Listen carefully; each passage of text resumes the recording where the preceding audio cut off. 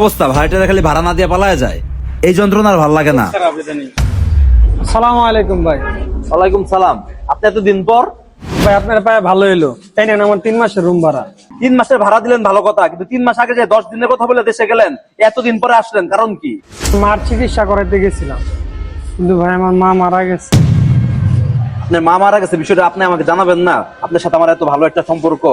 আসলে ভাই তাড়াহুড়া করে যাওয়ার সময় বাসে মোবাইলটা রাখা যায়, আপনার নাম্বার তো আমার মুখস্থ ছিল না, তাই আর আপনার ফোন দিতে পারি। ভাই তাহলে তো আপনার সাথে আমার লেনদেন শেষ, এখন তাহলে আমি আমার মাল সামানা গুলো নিয়ে যাই। ঘরে মাল সামানা বলতে আছে কি? একটা তুষকার, একটা বালিশ, এগুলো নেওয়ার জন্য আপনি আসছেন? ঘরে সব মালামাল মিলে 500 টাকাও তো হবে না। 500 টাকার মালামাল নিতে আপনি এতগুলো টাকা ভাড়া নিয়ে আসছেন? আসলে তো ভাই মাল সামানা নিতে আসি নাই, আপনি আমার বিপদ আপদে অনেক হেল্প করছেন, আমার প্রতি অনেক বিশ্বাস রাখছেন, আপনার বিশ্বাসের মর্যাদা রাখার জন্য আমি আসছি। যদি না আসতাম আপনি নতুন করে আর কাউরে বিশ্বাস করতে পারতেন না।